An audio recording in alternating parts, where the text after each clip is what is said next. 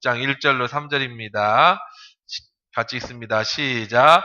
자녀들아, 주 안에서 너희 부모에게 순종하라. 이것이 옳으니라. 내 아버지와 어머니를 공경하라. 이것이 약속 있는 첫 계명이니 이로써 내가 잘되고 땅에서 장수하리라. 아멘. 조신 하나님 감사합니다. 이 시간에도 주의 말씀으로 응답하여 주시고 주의 음성으로 들려지는 귀한 시간 되게 도와주옵소서. 예수님의 이름으로 기도합니다. 아멘. 일제 강점기 시절에 이홍렬이라는 청년이 있었습니다. 이 이홍렬이라는 청년이 일본으로 음악 공부를 하러 갔는데 피아노가 너무너무 갖고 싶은 거예요. 피아노가 있어야 음악 공부를 하는데 피아노가 없었어요. 그래서 집안이 너무 어려운데 어머니에게 편지를 썼어요. 어머니, 제가 정말 피아노가 한 대 갖고 싶습니다. 어머니가 힘든 거 아시지만 어떻게 안 되겠습니까? 그 얘기를 들은 어머니는 아들에게 피아노를 사주기 위해서 산에 올라가가지고 솔방울을 모아서 팔기 시작했대요. 그래서 수십만, 수백만 개의 솔방울을 모아서 그것을 팔아가지고 그 당시 돈으로 400원을 만들어서 아들에게 중고 피아노를 하나 사라고 붙여줬답니다. 이홍렬이는 그 돈을 가지고 피아노를 사서 음악 공부를 했는데 피아노를 볼 때마다, 피아노를 칠 때마다 우리 집에 가난한 집에서 어머니가 솔방울을 모아서 왕리를 해가면서 피아노를 보내준 것이 너무 감사해서 그가 처음으로 작곡한 노래가 어머니의 마음이라고 하는 노래. 나 실제게 같이 이럴 때는 같이 불러야 돼. 자, 아마 안 띄워질 것 같은데 한번 생각나는 대로 한번 불러봅시다. 시작. 나 실제게로 다 잊으시고 기르실 제 밤낮으로 진자리 마른 자리 가라누이시며 진자리 마른 자리 가라. 손발이 다 닳도록 고생하시네. 손발이 다 닳도록 하늘 아래 그 무엇이 하늘 아래 그 무엇이 널 따리요. 어머니 희생은 가히 없어리 가히 없어라. 네, 2절은 제가 읽어드릴게요. 어려선 안고 업고 얼러주시고 자라선 문 기대어 기다리는 맘 알을 싸 그릇 뗄 싸 자식 생각에 고우시던 이마 위에 주름이 가득 땅 위에 그 무엇이 높다 하리요. 어머니의 정생은 지극하여라. 사람의 마음속에 온 가지 소원, 어머니 마음엔 오직 한 가지 아낌없이 일생을 자식 위에 살과 뼈를 깎아서 바치는 마음. 인간의 그 무엇이 거룩하리요. 어머니의 사랑은 그지없어라. 참, 저는 우리 부모님이 살아계신 게 얼마나 축복인지 몰라요. 근데 어머니 일찍 여의었거나 제 아내가 아버지를 열고 오면 문득 허전하다는 생각이 들어서 그럴 때가 있다는 얘기를 들었어요. 그러니까 부모님이라는 존재는 이제 나이가 들어서는 나한테 뭘 돈을 주고 뭐를 해줘서가 아니라 계신 존재 자체만으로 우리에게 힘이 되고 위로가 되는 거예요. 근데 제가 준비한 내용은 아닌데 갑자기 떠오른 건데요. 부모 자식이 나중에 문제가 되는 경우가 효를 못하는 경우가 거의 보니까 많은 부분이 돈 때문에 그러더라고요. 돈 때문에. 그러니까 유산 남겨주는 집안치고 부모 관계 좋고 형제 관계 좋은 집을 거의 본 적이 없어요. 참 희한하죠. 부모가 돈이 없으면요 그렇게 우애가 좋고 어머니 생각만 해도 마음이 짠하고 어떻게든지 뭘 선물 하나라도 사서 어머니 드리고 싶고 불효한 것에 대해서 죄송하고 막 그런데 부모가 돈이 있으면 재산이 있고 유산이 있으면 그런 마음이 하나도 안 들어. 어떻게 하면 저거 죽기 전에 내가 가져가야 되는데, 저거 형이 뺏어갈라나, 동생이 뺏어갈라나, 저 동생, 여동생들이 저거 나중에 내놓으라고 그러면 어떻게 하지? 막 그러니까 나중에 참 그걸 보면서 제가 왜 그럴까 하는 생각이 들어요. 여러분들도 한번 잘 정리하셔서 인생을 사셔야 돼요. 아무것도 없으면 그저 부모님 하면 눈물이 나고 가슴이 뜨겁고 뭘 하나 못 해드려서 그런데 부모가 뭐가 있으면 그거 좀 못 뺏으면 왜 그러죠? 왜 그럴까요? 희한한 일입니다. 희한한 일이에요. 어쨌든 여러분 성경은 부모에게 잘해야 복을 받는다라고 얘기를 합니다. 부모를 어떻게 공경할까요? 여러분 부모가 돈이 있든 없든 부모를 공경하고 인정해 드려야 되는 거예요. 요즘 남북 통일 분위기가 일어나면서 촛불 집회를 통해 박근혜 정부가 무너지고 소통과 협력이라고 하는 새로운 패러다임이 우리 사회에 대두되고 있어요. 참 좋은 일입니다. 그런데 지금 이 사회에 엄청난 문제가 하나 대두되고 있는 게 뭔지 아세요? 잘 보셔야 됩니다. 사회적 문제. 그게 뭐냐면 보수가 나쁘다라고 하는 인식이 자꾸 들어가는 거예요. 그게 물론 그 보주의를 자청하는 홍무식이 그 양반이 하도 쓸데없는 헛소리를 했다니까 마치 그 사람이 보수인 것처럼 얘기를 하다 보니까 보수는 나쁘고 진보는 좋다라고 하는 인식이 이 사회를 꽉 잡고 있어요. 근데 이건 굉장히 위험한 겁니다. 이건 위험한 거예요. 좋은 사회는요, 보수와 진보가 조화롭게 잘 유지를 하고 너무 진보적으로 나갈 때 보수가 진보가 나가지 못하도록 막고 너무 사회가 보수적으로 자기 이익만 취할 때 진보가 이 보수를 끌어당기는 이게 잘 조화가 되는 사회가 좋은 사회지 너무 진보만 앞서 지금 우리 사회는 너무 진보만 앞서 그리고 보수가 다 죽어가는 사회가 되는 것은 옳은 것은 아닙니다. 보수라는 말은 뭐냐면 급격하게 변화되는 것을 반대하고 좀 더 신중하고 전통적인 방법을 계승해 나가면서 현재의 상황을 유지하고 그 가운데 점진적으로 개선하고 개혁하는 태도, 이것을 보수라고 하는 거예요. 다시 읽어드리면 급격하게 변화되는 것을 반대하고 좀 더 신중하고 전통적인 방법을 계승해 가면서 현재의 상황을 유지하고 그 가운데 점진적으로 개선하고 개혁하는 태도, 이것을 보수라고 하는 겁니다. 진보라는 건 뭐냐면 사회의 모순된 현상을 변화시키고 개혁시키기 위해 빠르게 변화시키고 개혁시켜가는 것을 개혁이라고 하는 거예요. 진보라고 하는 겁니다. 둘 다 장단점이 있죠.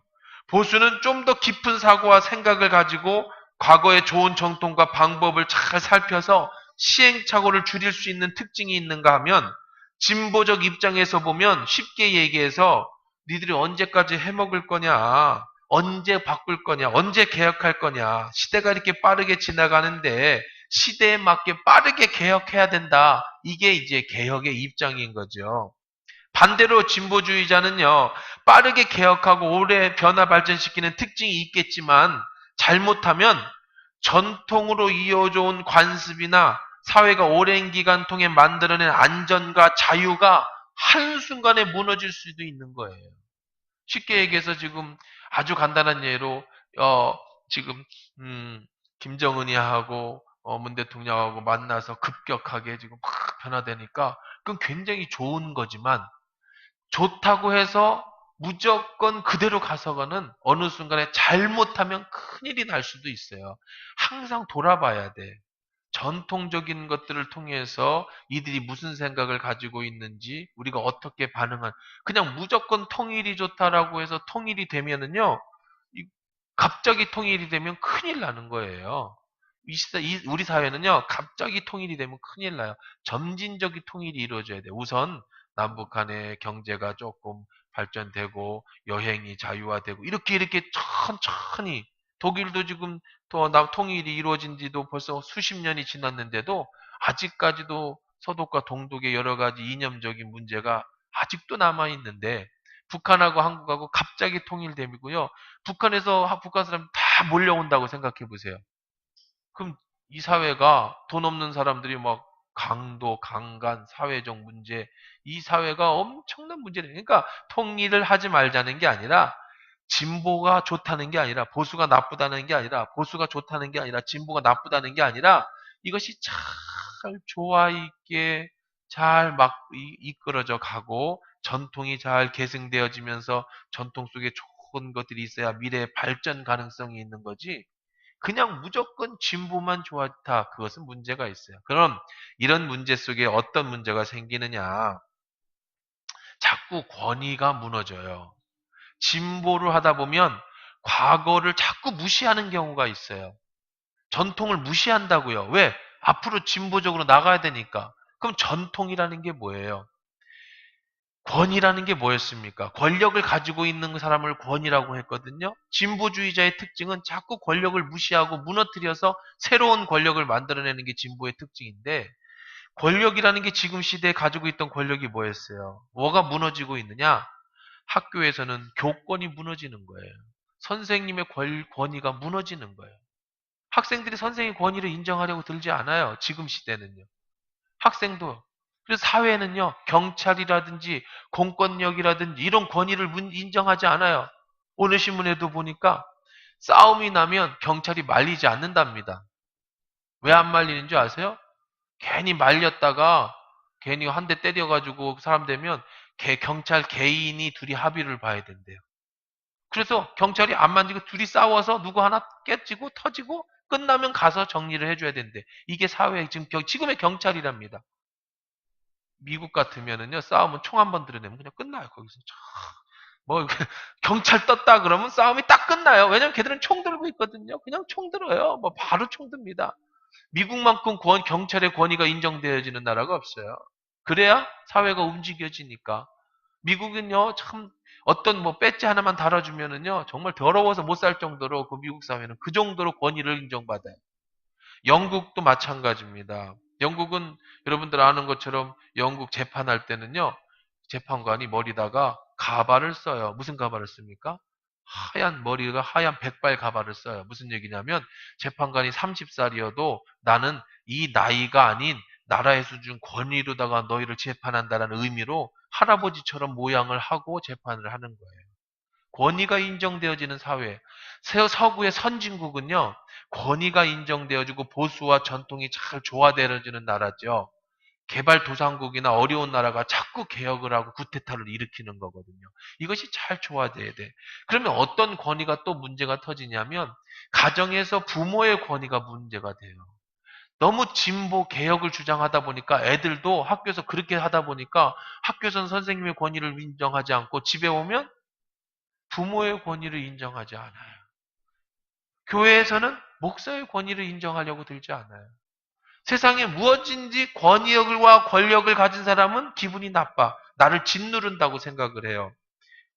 나는 개혁적이다. 난 진보적이다라는 생각을 가지면 권위는 무시하고 자꾸 무언가를 새로운 것 만들어 간다고 하는데 그것은 나중에는 결국적으로 큰 어려움과 문제를 갖게 된다는 겁니다. 죄라는 게 뭐예요? 죄는 하나님의 권위를 무시하는 데서부터 시작됐어요. 아담과 하와가 누구처럼 되고 싶었다고요? 하나님처럼. 왜 하나님만 그런 권위를 부려? 나도 하나님 되고 싶어. 이게 죄의 시작이었습니다. 집에서도 아버지의 권위가 무너지면 그 가정은 평안할 수가 없어요.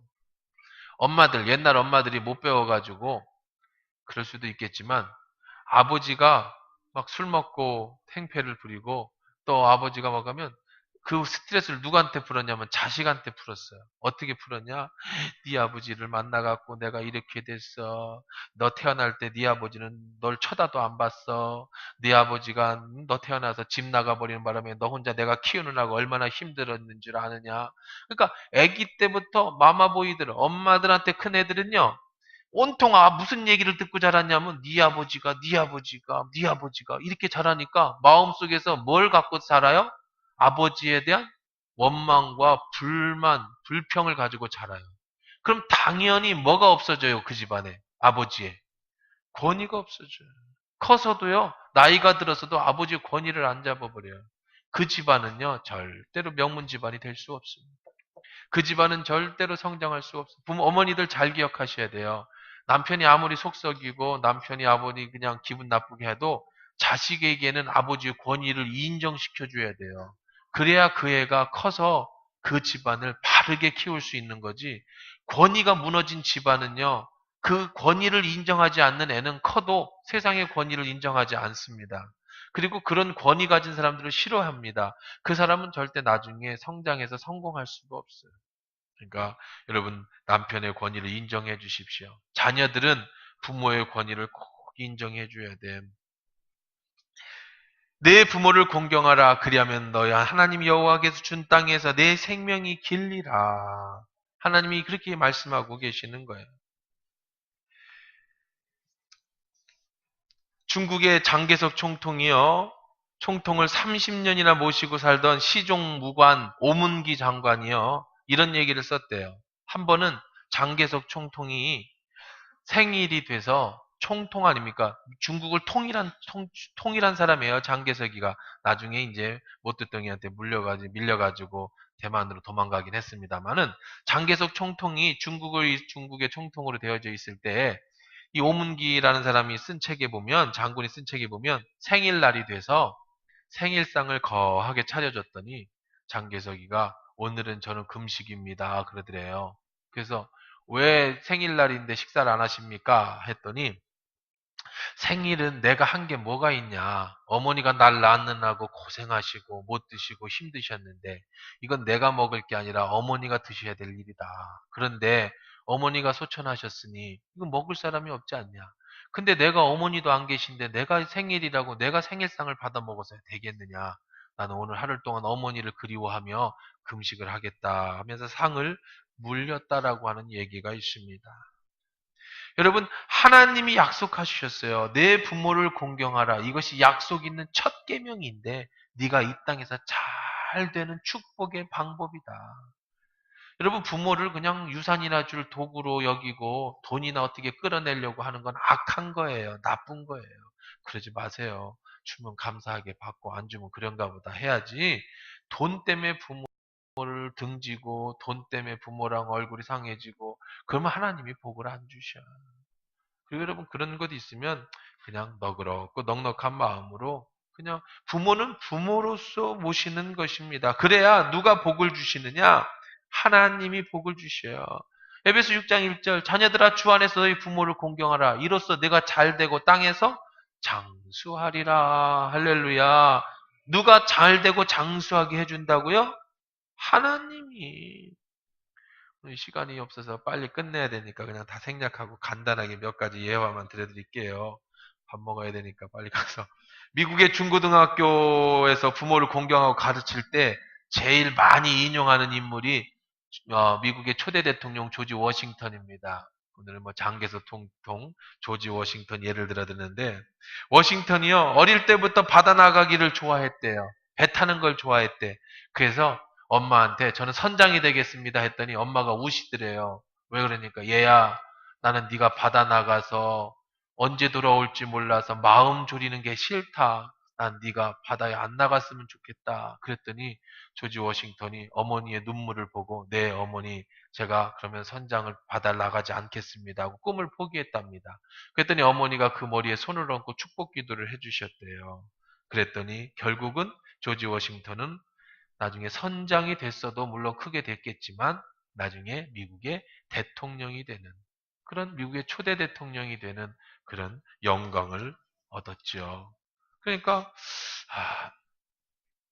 어머니는 그 어머니의 기도로 하나님의 첫 번째 미국의 대통령이 된 조지 워싱턴 그가 부모를 잘 섬겼더니 하나님이 그렇게 복을 주셨더라. 이렇게 얘기하는 거죠. 레위기 19장 3절에도 너희 각 사람은 부모를 경외하고 나의 안식일을 지키라. 나는 너희 하나님 여호와니라. 그렇게 말씀하고 계셔요. 부모를 경외하라 성경은 얘기하고 있어요. 또 미국 16대 대통령 에브라함 링컨의 일화도 유명합니다. 에브라함 링컨의 아버지가요, 신발을 깁는, 그러니까 신발 구두 수송공이었습니다. 하루는 링컨 대통령이 당선되고 상원의원 앞에서 연설을 하게 됐습니다. 근데 그 상원의원 중에 한 사람이 링컨을 싫어하는 사람이 있었어요. 그래서 이렇게 말했습니다. 당신이 대통령이 된 것을 진심으로 축복하고 환영합니다. 자, 그렇지만 당신은 잊지 마시오.